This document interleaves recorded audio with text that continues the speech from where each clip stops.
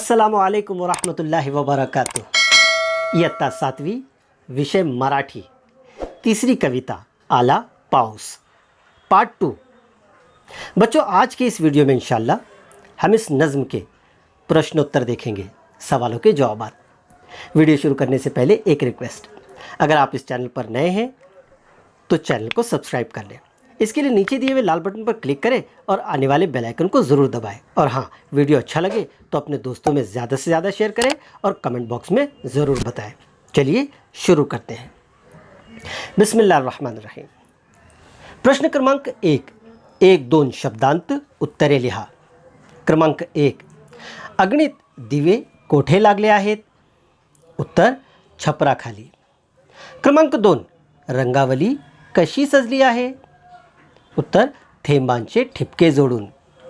क्रमांक 3, धरणीने कशाची मखमल पांघरली आहे? उत्तर, हिरव्या दाट तृणांची. क्रमांक 4, धरणी कोणता सोहळा साजरा करीत आहे?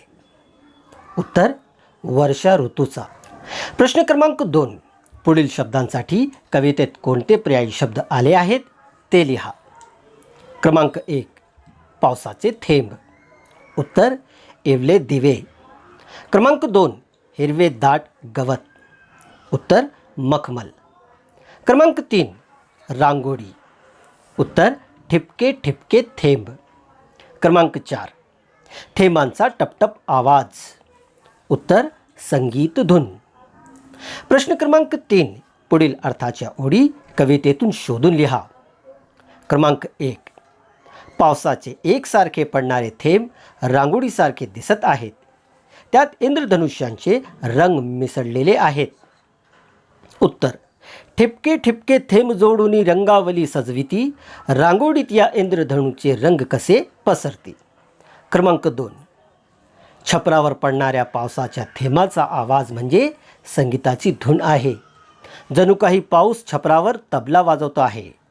उत्तर, टपटप टपटप संगीत धुन ही दाही दिशातून, छपरावरती तबला होऊन वाजवितो कोण.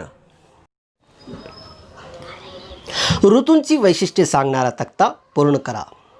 उन्हाळा ऋतू, झाडाची पाने गळतात, जमिनीला भेगा पडतात, नदी नाले आटतात.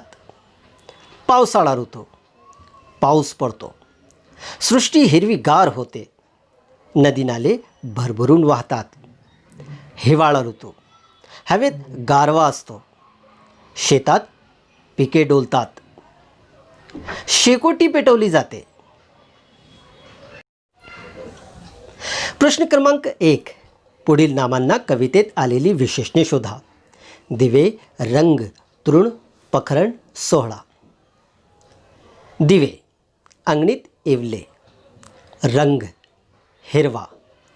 तृण, हिरव्या दाट. पखरण, नाजूक.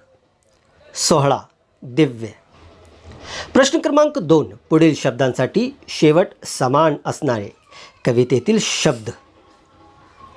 सजविती, पसरती, पांघरलेली, सजलेली, रंगातून, ओथंबून.